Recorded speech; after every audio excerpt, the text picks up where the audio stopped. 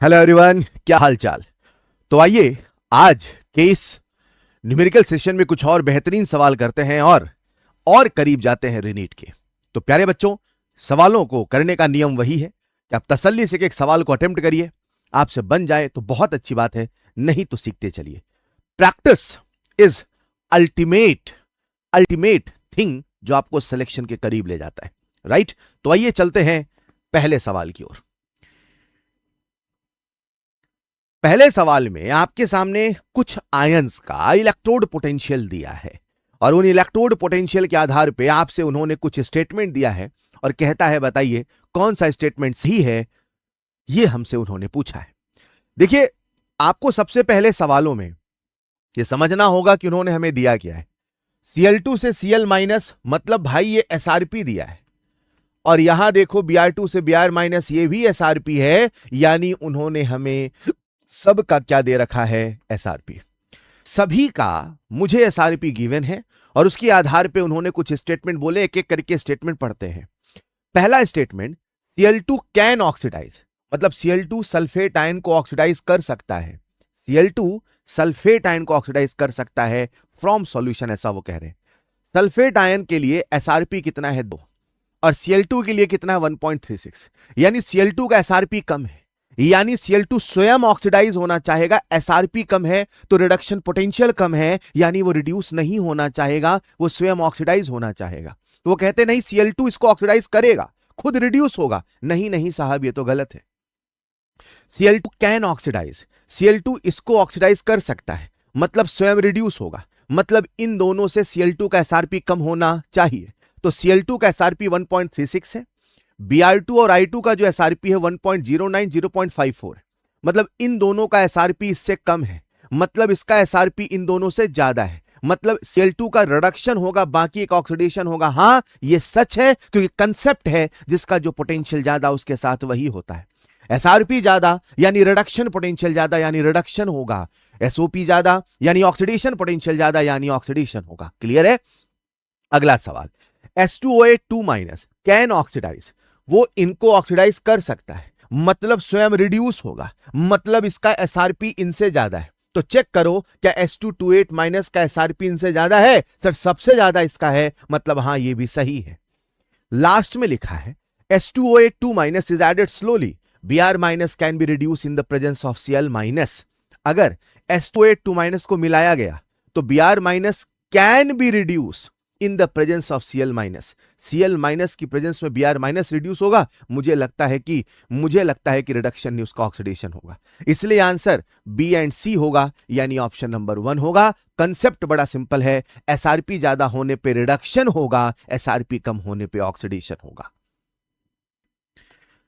अगला सवाल, during discharging of lead storage battery which of the following is are true. बच्चों, अभी हमने रिसेंट में ही एक बैटरी टॉपिक से वीडियो भी बनाया था और वहां भी मैंने लेड स्टोरेज बैटरी के बारे में कहा था।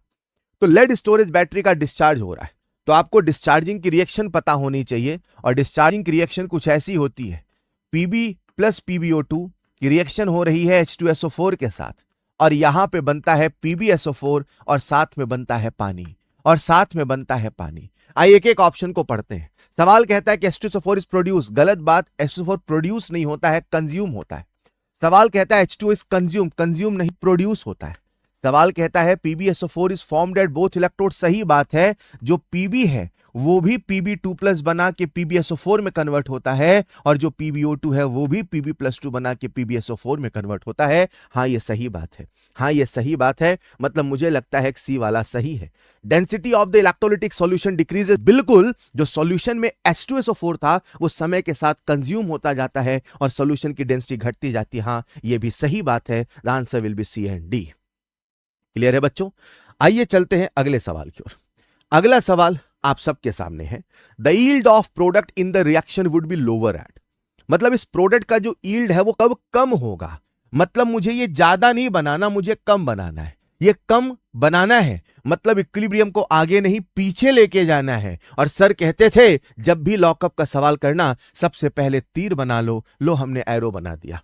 तो मुझे इक्विलिब्रियम किधर लेके जाना है, बैकवर्ड। अब ये पहचानो कि रिएक्शन ये एक्सो है कि एंडो, प्लस क्यू मतलब हीट रिलीज हो रहा, मतलब ये एक्सो है। और अगर ये एक्सो है तो फॉरवर्ड वाला एक्सो होगा, बैकवर्ड वाला एंडो होगा। मुझे किधर जाना है, बैकवर्ड। मतलब किस साइड, एंडो साइड। मतलब टेम्परेचर हाई चाहिए, लो वाला नहीं चलेगा, लो वाला नहीं चलेगा, टेम्परेचर हाई चलेगा। बोलो क्या ये क्लियर है मेरे बच्चों?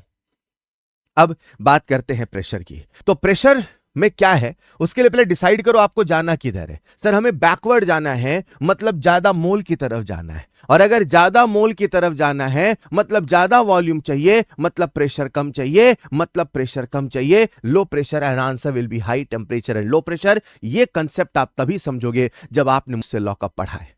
लॉकअप यानी ली चैटलियर प्रिंसिपल। आई होप ये आपको समझ में आया होगा। आइए चलते हैं अगले सवाल की ओर।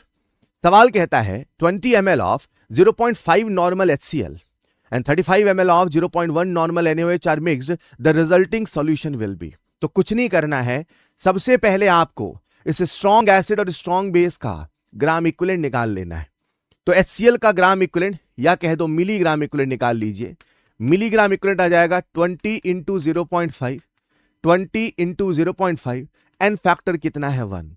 और जब इसका निकालोगे तो कितना आएगा 35 इंटू 0.1, एन फैक्टर कितना है 1। अच्छा नॉर्मेलिटी दिया है तो एन फैक्टर की आवश्यकता नहीं है, आप सबको मिलीग्राम इक्विवेलेंट का फॉर्मूला याद होना चाहिए, नॉर्मेलिटी इंटू वॉल्यूम। क्लियर है मेरे बच्चों? अब कुछ नहीं करना है, आपको चेक करना है कि बताओ कौन सा नंबर बड़ा है।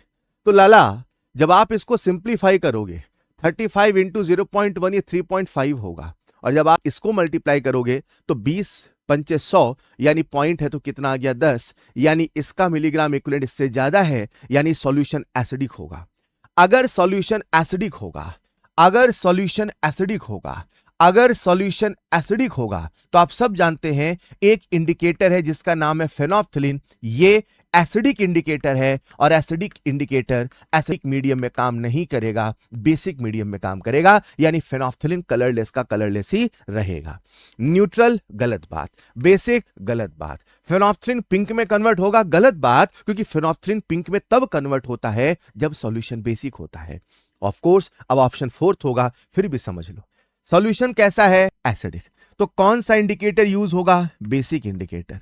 वो कौन है, methyl orange.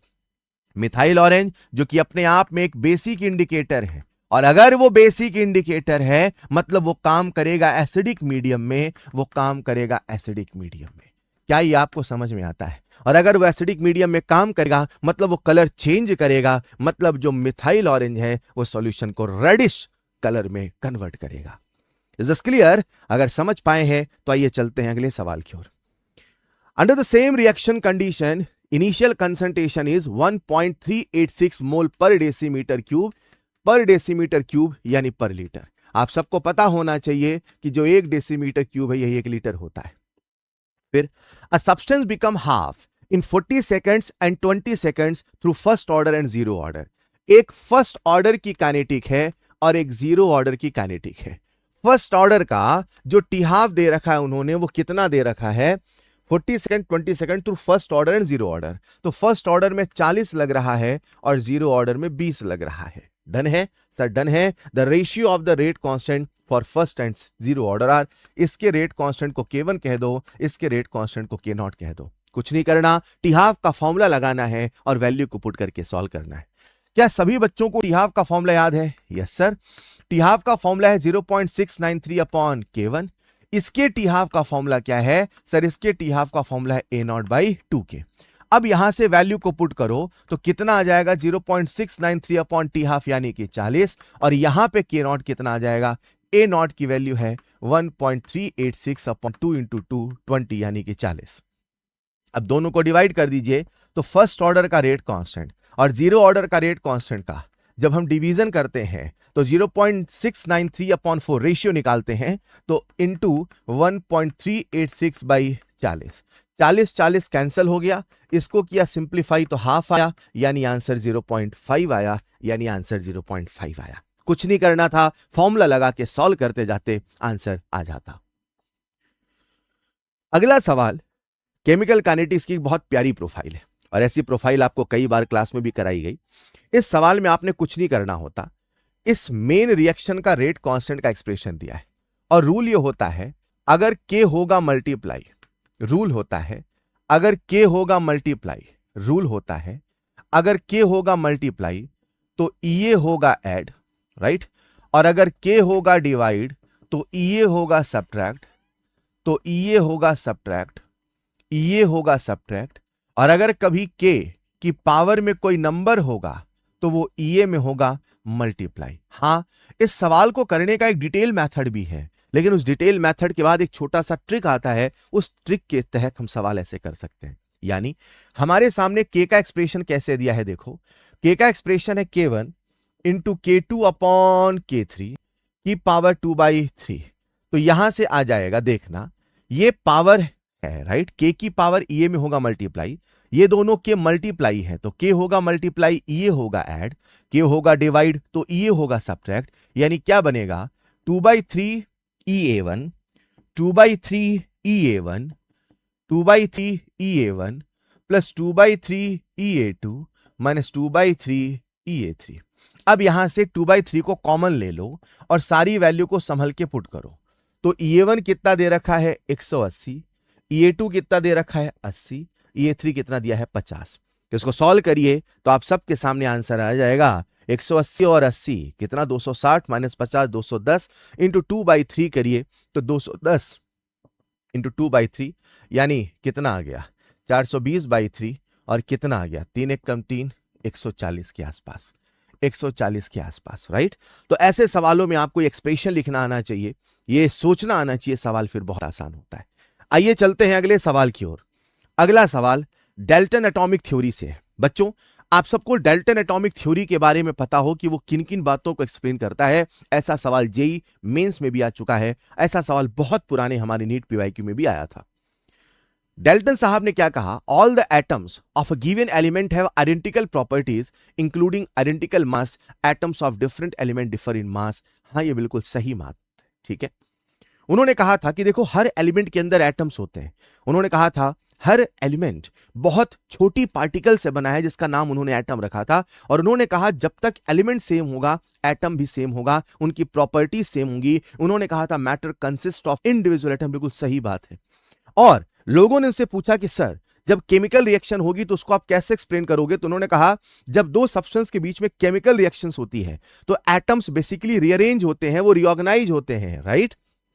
These are neither created nor destroyed in a chemical reaction। और उस जमाने में कंसेप्ट चलता था जिसका नाम था प्रिंसिपल ऑफ एटॉमिक कंजर्वेशन। ये डाल्टन की बातें हैं। हाँ, बाद में न्यूक्लियर फिजन फ्यूजन की खोज होती है और फिर उन्होंने कहा नहीं, ऐसा हमेशा है, कोई जरूरी नहीं है, लेकिन डाल्टन के हिसाब से उन्होंने कहा था atom can neither be created not be destroyed. इसका बड़ा सिंपल एग्जांपल ये है कि आपके सामने मैं एक रिएक्शन लिखूं N2 + 3H2 से बना 2NH3।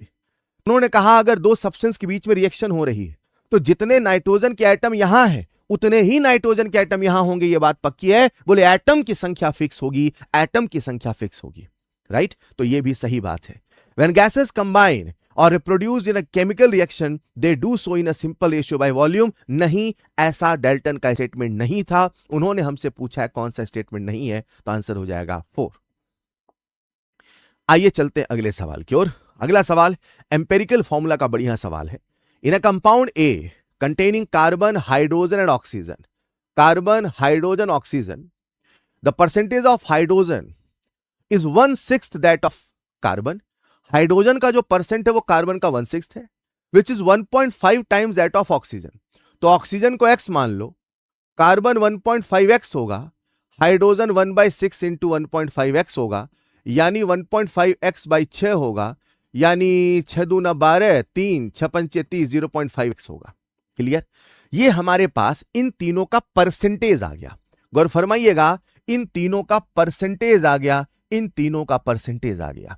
और एम्पेरिकल फॉर्मूला लिखने का एक रूल होता है कि जितने भी एलिमेंट इन्वॉल्व है उनको लिख लो, सबका परसेंटेज लिखो, सबका परसेंटेज लिखो, सबका परसेंटेज लिखो और उससे निकालो मोल।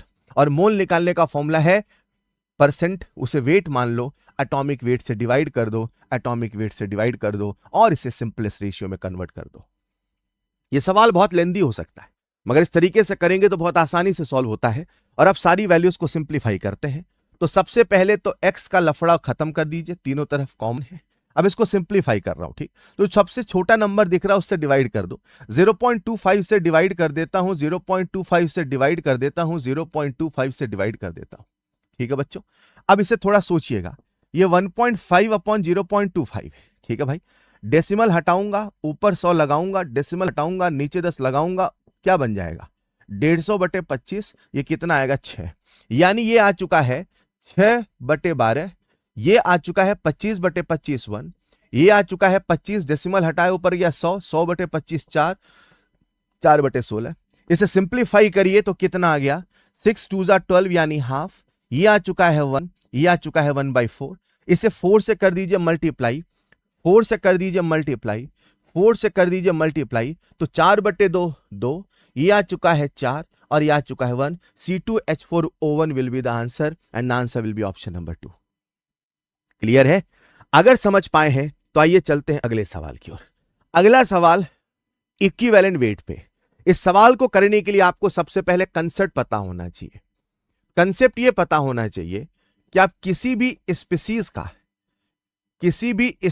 का एन फैक्टर निकाल सकते हैं अगर आपको एन फैक्टर ऑफ रिएक्शन पता है और उसको डिवाइड कर दीजिए स्टोइशियोमेट्री से।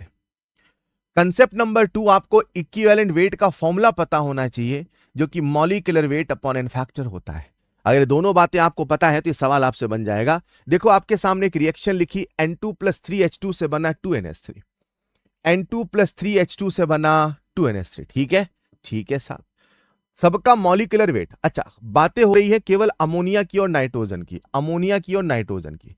सबसे पहले मॉलिक्यूलर वेट देखो कितना बोला है, इसका मॉलिक्यूलर वेट x1 बोला है और इसका x2 बोला है, और इक्विवेलेंट वेट देखूं तो एक का y1 एक का y2 बोला है, ठीक है साहब? ठीक है। अब आप क्या करो, सबसे पहले एन फैक्टर ऑफ रिएक्शन निकालो। आप सबको पता है कि एन फैक्टर ऑफ रिएक्शन कैसे निकालते हैं, चाहे ऑक्सीडेशन हाफ से चाहे रिडक्शन हाफ से, जो total change in oxidation number आएगा वही एन फैक्टर ऑफ रिएक्शन कहलाएगा। एक नाइट्रोजन पे 3 का चेंज, 2 नाइट्रोजन पे 6 का चेंज, तो एन फैक्टर ऑफ रिएक्शन 6 होगा।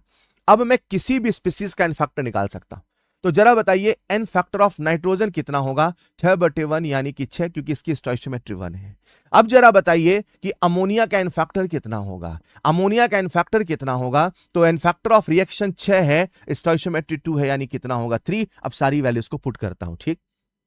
इक्विवेलेंट वेट का फॉर्मूला है molecular weight upon n factor, तो मैं सबसे पहले इक्विवेलेंट वेट ऑफ अमोनिया लिख रहा हूं, यानी मैं y1 लिख रहा हूं, जिसका फॉर्मूला हो जाएगा equivalent weight of ammonia, right, y1, इसका फॉर्मूला हो जाएगा molecular weight upon n factor, और एन फैक्टर कितना है 3।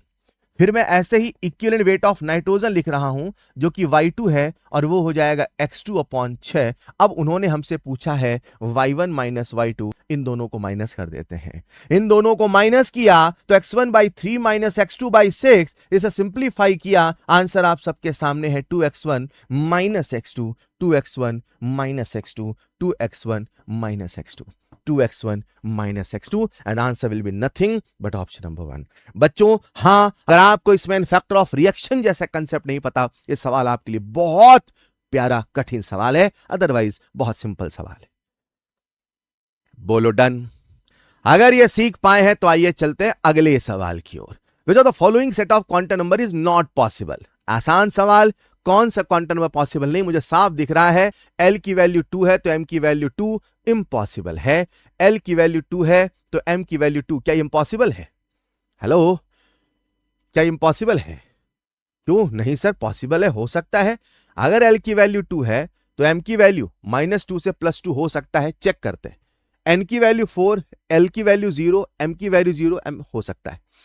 N की वैल्यू 5, L की वैल्यू 2, M की वैल्यू 2 हो सकता है, लेकिन स्पिन क्वांटम नंबर 1 कभी नहीं हो सकता है। मेहनत ही नहीं करना था, सीधे दिख गया spin quantum number 1, that's impossible, यानी answer will be nothing but option number 2। आसान सवाल, बहुत आसान सवाल। ऐसे सवाल नीट में आ जाए तो वल्ले वल्ले, है ना। आइए चलते हैं अगले सवाल की ओर। What is the osmotic pressure of the solution obtained by mixing 300 centimetre cube. एक सॉल्यूशन है, इसका आपने 300 ml लिया, और एक दूसरा सॉल्यूशन है, इसका भी आपने 300 ml लिया, ठीक। और इन दोनों सॉल्यूशन को मिला के एक नया सॉल्यूशन बनाया। इस सॉल्यूशन का भाई लोगों ने पाई पूछा है। क्लियर है सवाल? पढ़ लीजिए आराम से। अब पाई का फॉर्मूला होता है N/V/RT। यूरिया एक नॉन इलेक्ट्रोलाइट है, तो I मतलब वॉन ऑफ फैक्टर कितना हो जाएगा 1। अब यहां पे जो N है ये टोटल मोल है, तो मुझे कुछ भी करके टोटल मोल निकालने, तो यहां के मोल निकालने। इसको मैं 1 कह देता हूं, इसको मैं 2 कह देता हूं, ठीक है। सबसे पहले नंबर ऑफ मोल निकाल। ये सवाल को करने का एक तरीका बता रहा हूं, ऐसे और भी तरीके सोचे जा सकते हैं। देखो ये क्या बोला उन्होंने, पहला वाला सॉल्यूशन 300 ml है और ये 0.6% W/V है। इसका क्या मतलब है? इसका यह मतलब है कि 100 ml लेने पे 0.6 ग्राम है। 100 ml लेने पे 0.6 ग्राम है, तो 300 ml लेने पे 0.6 इंटू 3 मतलब 1.8 ग्राम है। फिर समझिए, अगर कोई आपसे कहे कि कंसंट्रेशन 0.6% W/V, इसका क्या मतलब है? इसका मतलब यह है कि अगर सॉल्यूशन 100 ml है, अगर सॉल्यूशन 100 ml है, तो सॉल्यूट उसमें 0.6 ग्राम है। क्या यह बात समझ पाए? तो प्यारे बच्चों, सॉल्यूशन कितना है 300 ml, तो सॉल्यूट हो जाएगा 1.8 ग्राम, यानी कि मैं कह दूंगा साहब यहां जो वेट है 1.8 ग्राम होगा। और अगर वेट 1.8 ग्राम है, तो number of mole equal to weight in grams upon molecular mass. इसे सिंप्लीफाई करो, आ जाएगा 0.03 मोल, इसे मैं N1 कह दूंगा।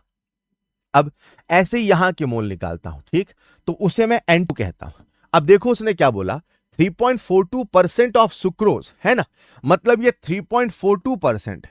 इसका मतलब 100 ml में 3.42 ग्राम है, तो टोटल वेट कितना हो जाएगा 3.42 इंटू 3 और आपसे पूछा है नंबर ऑफ मोल, तो number of mole equal to weight in grams upon molecular mass. Decimal हटाइए, नीचे 100 लगाइए, कितना आ गया 0.03 मोल। यहां पे भी 0.03 मोल है, यहां पे भी 0.03 मोल है। सवाल हमसे पूछा पाई है, पाई बराबर CRT, सी का मतलब N/V/RT। नंबर ऑफ मोल लिखूंगा 0.03 प्लस 0.03 अपॉन 300 प्लस 300 600 ml। उसे लीटर बदलने के लिए 1000 से डिवाइड करना पड़ेगा, इंटू 0.0821 इंटू टेम्परेचर कितना है 20 डिग्री सेल्सियस, 273 प्लस 20 लगभग आ जाएगा 293। बोलो डन।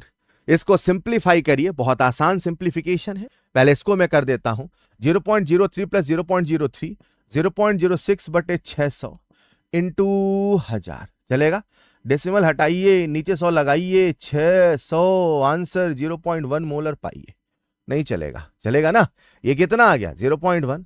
और आप सब जानते हैं 300 इंटू 0.021 25 होता है, ये 25 से थोड़ा छोटा होगा। एक ही ऑप्शन मुझे बेस्ट दिख रहा है, एक ही ऑप्शन मुझे बेस्ट दिख रहा है, मैं सीधे आंसर कह दूंगा 2.4 ATM होगा।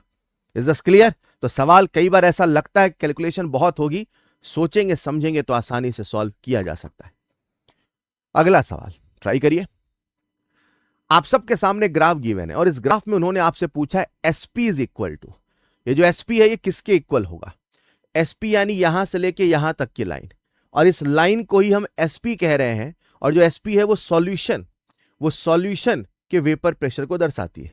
मतलब वो हमसे कहते हैं जो PS होगा, जो कि SP होगा, जो कि total vapour pressure of solution होगा, वो किसके बराबर होगा? तो सॉल्यूशन का जो वेपर प्रेशर होता है वो PA प्लस PB के बराबर होता है। क्या ये कंसेप्ट आपको पता है मेरे बच्चों? अब PA PB कैसे निकाले सुनिएगा। ये लाइन PA की है, ये लाइन PB की है। PB नॉट की तरफ जाती हुई लाइन PB की लाइन, PA नॉट की तरफ जाती हुई लाइन PA की लाइन। B को छुओगे तो PB मिलेगा, B को छुओगे तो PB मिलेगा, B को छुओगे तो PB मिलेगा, और A को छुओगे तो PA मिलेगा। तो ये वाली लाइन मैं दूसरे कलर से बना देता हूं, ये वाली लाइन PA की होगी, ये वाली लाइन PB की होगी, यानी जो आंसर होगा मेरे बच्चों, वो होगा SR प्लस SQ के बराबर। क्या ये बात आपको समझ में आती है? SR प्लस SQ यानी option will be option number 3। Is this clear?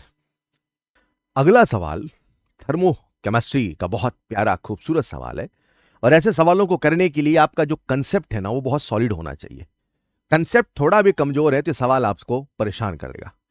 सवाल कहता है what is the enthalpy of neutralization of HF against a strong base. वो आपसे एंथैल्पी ऑफ न्यूट्रलाइजेशन पूछ रहा है HF का। अब उन्होंने एक डेटा दे रखा है कि H प्लस और OH माइनस 7 H2O बनाओ, डेल्टा H है -56, यानी कि वो ये कहना चाहते हैं कि जब भी 1 मोल पानी बनेगा -56 किलो जूल एनर्जी रिलीज होगा। नाउ द क्वेश्चन इज कि sir strong acid strong base की रिएक्शन से इतना रिलीज होगा, लेकिन HF जो कि एक वीक एसिड है उसका जो एनर्जी रिलीज है वो 56 से कम होगा और उतना ही कम होगा जितना कि उसकी आयोनाइजेशन में एनर्जी खर्च होगा। But the question is what is delta H ionization. Delta H ionization क्या है ये उन्होंने सवाल में नहीं दिया है, लेकिन delta H formation of HF दे रखा है, डेल्टा H फॉर्मेशन ऑफ पानी दे रखा है, delta H formation of F minus दे रखा है। अब सवाल सब बच्चे अगर समझ गए तो आप ये तो समझ गए हो कि डेल्टा H न्यूट्रलाइजेशन हमें बताना है और -56 में से डेल्टा H आयोनाइजेशन को मुझे माइनस करना है। मेरी अगर पढ़ाई बातें याद है तो मैं कहता था कि जितना भी स्ट्रॉन्ग एसिड स्ट्रॉन्ग बेस का डेल्टा H न्यूट्रलाइजेशन है और उसमें अगर कोई भी वीक आ जाए तो वो जो डिफरेंस है वही डेल्टा H आयोनाइजेशन है, या सरल भाषा में डेल्टा H आयोनाइजेशन को यहां जोड़ दीजिए, आपको डेल्टा H न्यूट्रलाइजेशन मिल जाएगा। अब हमें डेल्टा H आयोनाइजेशन निकालना है। डेल्टा H आयोनाइजेशन किसका निकालना है? HF का। तो आइए हम HF की आयोनाइजेशन की रिएक्शन लिखते हैं। HF की आयोनाइजेशन की रिएक्शन होगी H plus aqueous plus F minus aqueous, और मैं इसको ही कहता हूं डेल्टा H रिएक्शन, और इसी रिएक्शन का नाम है डेल्टा H आयोनाइजेशन। तो बच्चों अगर मुझे इस रिएक्शन का डेल्टा H आयोनाइजेशन निकालना है और मुझे क्योंकि इन सब का फॉर्मेशन का डेटा दिया है तो फॉर्मेशन का फॉर्मूला लगाऊंगा और क्या लिखूंगा? Delta H formation of F minus plus delta H formation of H plus minus delta H formation of HF। क्या यह बात समझ में आई मेरे बच्चों? अब आपको सारी वैल्यू पुट करना है। डेल्टा H आयोनाइजेशन तो हम निकालने चले हैं। F माइनस का फॉर्मेशन भाई लोगों ने दिया है -320। H प्लस का फॉर्मेशन होता है 0, ये आपको पता होना चाहिए। HF का फॉर्मेशन दिया है -329, और अब इन वैल्यूज को सॉल्व करोगे तो कितना आ गया? 9, यानी जो डेल्टा H आयोनाइजेशन है वो कितना है? 9, यानी जो डेल्टा H न्यूट्रलाइजेशन है मेरे बच्चों -56 प्लस 9 यानी कि -9 7 16 -47 के आसपास आंसर आना चाहिए। डन है बच्चों? अरे बोलो डन। आइए चलते हैं अगले सवाल की ओर। वजह the following solution will have pH close to 1। बताइए वो कौन सा सॉल्यूशन है जिसका pH 1 होगा? अच्छा pH 1 होगा तो सॉल्यूशन एसिडिक होगा कि बेसिक होगा? सर एसिडिक होगा। तो कई बार इन सवालों में सॉल्व ही नहीं करना पड़ता। वैसे सवाल को सॉल्व करने का असली तरीका क्या है? क्या आप एक एक ऑप्शन को लीजिए और बढ़िया से चेक करिए। तो पहला ऑप्शन स्ट्रॉन्ग एसिड है, स्ट्रॉन्ग बेस है, यस सर। अब सभी के निकाल लीजिए milligram equivalent, yes sir. Molarity दिया है क्या? Yes sir. फॉर्मूला लगाइए molarity into n factor into volume, molarity into n factor into volume. ये सारा कार्यक्रम की this is the actual method, लेकिन हम कैसे करते देखना जरा। मोलैरिटी इंटू वॉल्यूम तो 100 इंटू 1/10। अच्छा सबका एन फैक्टर 1 है। 100 इंटू 1/10 10, 100 इंटू 1/10 10, दोनों का मिलीग्राम इक्विवेलेंट बराबर। Solution will be neutral, yes. Acidic होने का सवाल नहीं है। 55 इंटू 1/10 5.5, 90 इंटू 1/10 9। इसका मिलीग्राम इक्विवेलेंट ज्यादा है मतलब solution will be basic, acidic होने का सवाल नहीं है। 10 इंटू 1/10 1, 90 इंटू 1/10 9, मतलब इसका मिलीग्राम इक्विवेलेंट ज्यादा है मतलब सॉल्यूशन बेसिक होगा, एसिडिक होने का सवाल नहीं। आंसर चाहे जो भी हो आंसर 4th होगा, चाहे सॉल्व करके देखो चाहे ऐसे भी देख लो। सर सॉल्व करे तो कैसे करे? ऐसे करे। तो सर एक बार बता दो। लो बता देता हूं। तो मैं सीधे 4th ऑप्शन में आता हूं जो आंसर है। अब आपने क्या करना है कि स्ट्रॉन्ग एसिड और स्ट्रॉन्ग बेस है ना। अब मैं इसी में 4th ऑप्शन सॉल्व कर रहा हूं। तो जरा देखना मेरे प्यारे बच्चों कैसे करूंगा। 75 इंटू 1/5, 75 इंटू 1/5 कितना आ गया? 75 इंटू 1/5, ठीक है। तो 5 1 कम 5, 2 5 5 25, और इसको सॉल्व करो तो कितना आ गया? 25 इंटू 1/5, ये कितना आ गया मेरे बच्चों? 5, ठीक। तो अब जो मैं रिजल्टेंट सॉल्यूशन का H प्लस लिखूंगा that is N1 V1 minus N2 V2 upon V1 plus V2 लिखूंगा, यानी 15 माइनस 5 10 लिखूंगा, और ये 75 और 25 100 लिखूंगा, यानी 1/10 10 की पावर -1 लिखूंगा, और pH हो जाएगा minus log of H plus ion, यानी माइनस लॉग ऑफ 10 की पावर -1। आंसर कितना आएगा? 1। वैसे इतने सॉल्व करने की आवश्यकता नहीं थी, आंसर तो पहले ही आ गया था। आइए चलते हैं आखिरी सवाल की तरफ। From the following bond energy data, कुछ बॉन्ड एनर्जी दिया है, उन्होंने आपसे एंथैल्पी ऑफ रिएक्शन पूछा है। सिंपल फॉर्मूला पुटिंग सवाल है। अगर आपको पता हो मेरे प्यारे बच्चों, जब भी किसी रिएक्शन का एंथैल्पी ऑफ रिएक्शन निकाला जाए और बॉन्ड एनर्जी का डेटा गिवन हो, बॉन्ड एनर्जी का डेटा गिवन हो, हेलो, बॉन्ड एनर्जी गिवन हो, तो जो एंथैल्पी ऑफ रिएक्शन उसका फॉर्मूला होता है summation bond energy of reactant minus summation bond energy of product. बस कुछ नहीं करना, आपको तसल्ली से सारी वैल्यूज को पुट करना, और सर हमेशा कहते थे सबसे पहले ब्रैकेट बना लो। तो रिएक्टेंट में आता हूं, रिएक्टेंट में कितने CH बॉन्ड है? 4। तो क्या लिखूंगा? 4 CH बॉन्ड प्लस एक C double bond C bond plus एक HH बॉन्ड, दिख रहा है ना भाई, एक HH बॉन्ड चलेगा, तो एक HH बॉन्ड चलेगा। और जब माइनस करूंगा तो bond energy of product, product ये है हमारा 1 2 3 4 5 6 CH बॉन्ड और एक C single bond C bond. ठीक, इसे माइनस करूंगा, सारी वैल्यू को पुट करिए, 4 इंटू CH बॉन्ड, CH कितना दे रखा है? 410.5 plus C double bond C 606.1 plus HH bond 431.37, इसको कर रहा हूं मैं माइनस प्रोडक्ट के साथ, कितने CH बॉन्ड? 6, तो 6 into 410.5 plus C single bond C 336.49। Calculation based सवाल है, सॉल्व करते तो आंसर -120 के आसपास आ जाएगा। एक बार चेक कर लीजिएगा आता है कि नहीं आता। चलेगा बच्चों? तो आज कुछ हमने बढ़िया कंसेप्चुअल सवाल किए, एक बार इन सवालों को जरूर रिवाइज करना जो आपसे नहीं बने, और हमेशा की तरह पढ़ते रहिए, और सबसे जरूरी है मुस्कुराते रहिए। That's all.